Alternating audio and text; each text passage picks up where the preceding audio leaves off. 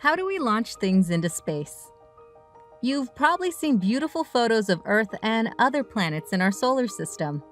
Those photos were often captured by spacecraft, robotic explorers doing their work far away from Earth. But how exactly do we send these spacecraft so far away? Well, it starts with a rocket. A really, really big one. Why rockets? A spacecraft and basically everything else on Earth is held down by Earth's gravity. However, a rocket burns fuel, called propellant, to push away from Earth and against gravity. This creates a force called thrust. A rocket needs enough fuel and thrust to speed up to at least 17,800 miles per hour. That's how fast you'll have to get going to fly above most of Earth's atmosphere and stay in orbit. Next, the rocket will release the spacecraft, but when that happens depends on where you're going.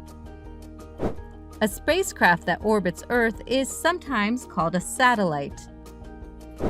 A satellite is released from a rocket at a specific distance from Earth.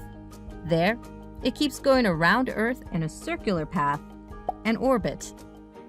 This happens because there's a balance between the energy the satellite picked up from the rocket, called momentum, and the pull of Earth's gravity.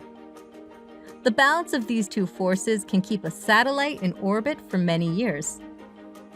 But what happens if you want to go farther than Earth? If you're trying to get to another planet, you'll need a fast rocket to overcome Earth's gravity. And you still need to release the spacecraft from the rocket. But you'll also need to figure out the best time to leave Earth to get to that planet. Take Mars, for example. Every 2 years or so, Mars and Earth are closest together. This is the best time to go to Mars, since it will require the least amount of fuel and time to get there. And if you want to explore even farther planets like Saturn, plan carefully. For example, will your spacecraft want to encounter Mars or Jupiter on its way to Saturn? But don't worry, all the planning is worth it when you end up with a view like this one.